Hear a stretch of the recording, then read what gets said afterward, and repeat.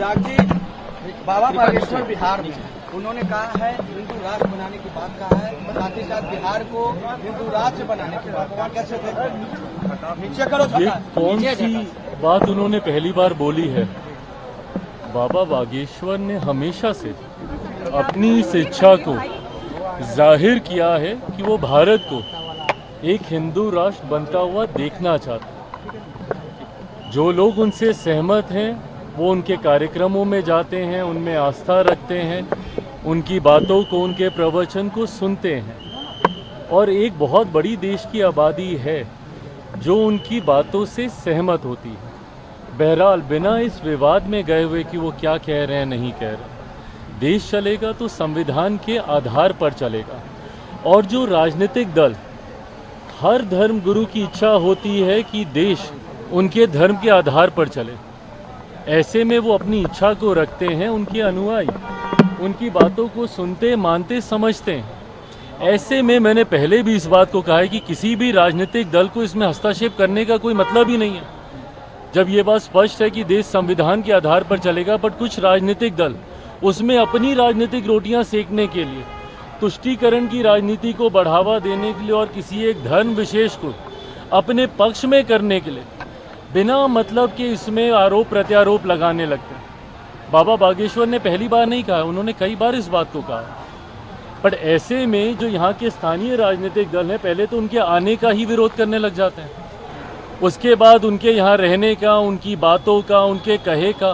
भाई आप एक राजनीतिक दल हैं, आपको क्या लेना देना कोई धर्मगुरु आके क्या कह रहे हैं नहीं कह रहे हैं। जब किसी दूसरे धर्म के लोग अपने धर्म के बारे में सारी बातें करते हैं, तब तो ये लोग नहीं बोलते राजद जैसी पार्टियां। क्यों? क्योंकि उस वक्त इनको तुष्टीकरण करना होता है। हकीकत ये है कि देश में एक बड़ा राजनीतिक दल और खासतौर पे विपक्षी दलों का एक समुदाय अब ऐसा बन गया है जिनके लिए भारत में सेक्युलरिज्म का मतलब एक धर्म विशेष का तुष्टीकरण करना है। ये सोच ही पूरी तरीके से गलत है। राजनीतिक दलों को अपनी टिप्पणी सिर्फ राजनीतिक आधार पर ही रखनी चाहिए और सिर्फ सरकार की नीतियों के आधार पर करनी चाहिए। धर्मगुरुओं ने कई बार ऐसी बातें कही और कई धर्मगुरु ऐसी बातें करते रहे हैं। इस विवाद में किसी राजनीतिक दल को पढ़ने की जरूरत ही नहीं है। राजद के पास अगर इतना ही समय है तो फिर वो भी अपनी एक धर्मशाला अलग से खोल लें। फिर क्यों वो किसी एक राजनीतिक संगठन का हिस्सा बने हुए हैं? अगर उनको टिप्पणी करनी है, करें ना भैया, बिहार में हमारी सरकार को लेकर, करें देश में हमारी सरकार को लेकर।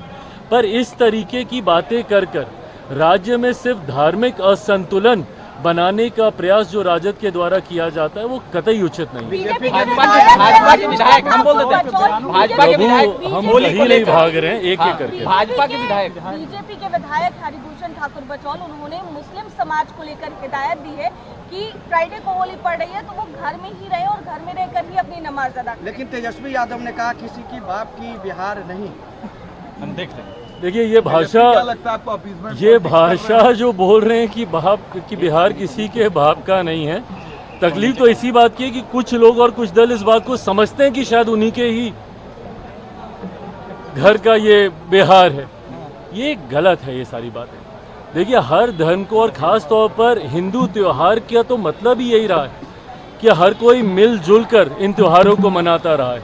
हम लोगों ने दशकों तक गंगा जमुनी तहजीब का उदाहरण देने का हम लोगों ने काम किया। और होली जैसा त्यौहार तो खास तौर पे एक ऐसा त्यौहार है जहाँ पे तमाम गिले शिकवे भूलकर हर कोई एक साथ मिलकर त्यौहार मनाता है।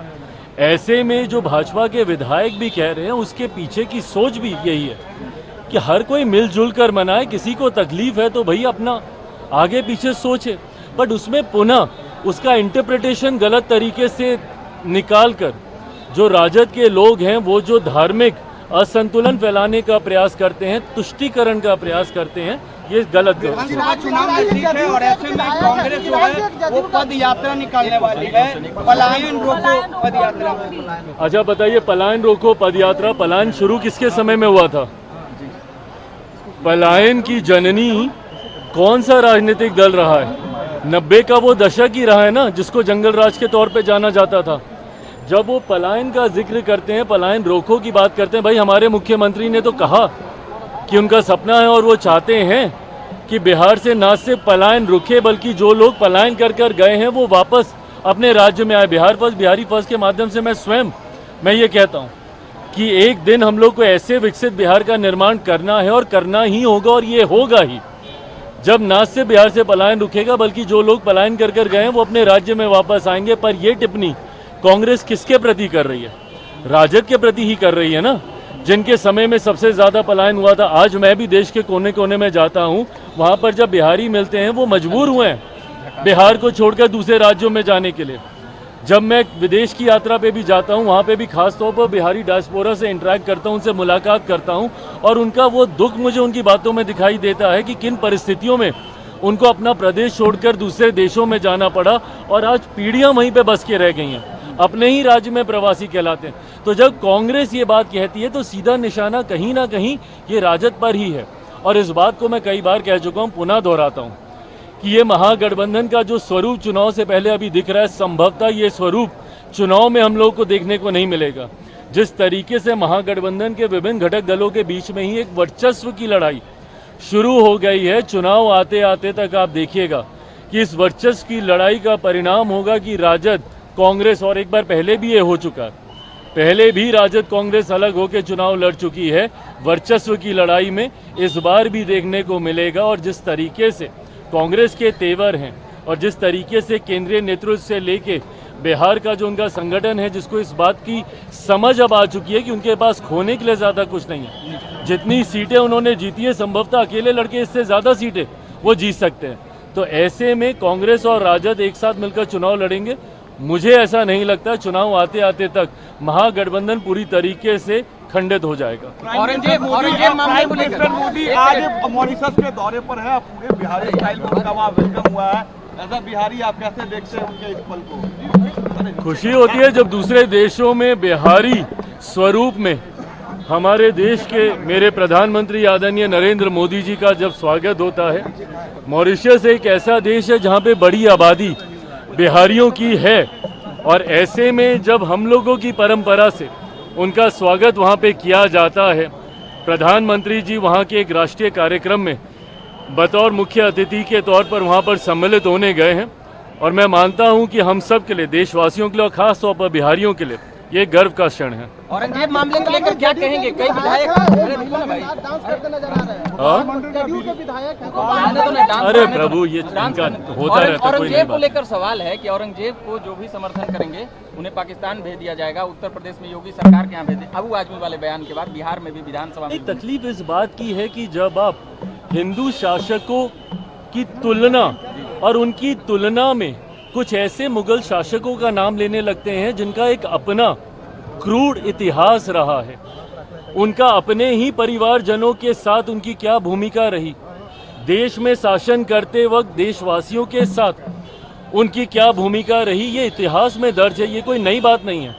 पर ऐसे में हिंदू शासकों के सामने तुलना करते हुए जब आप उनको ऊंचा दिखाने की सोच रखते हैं तो ये तुलना ही गलत है।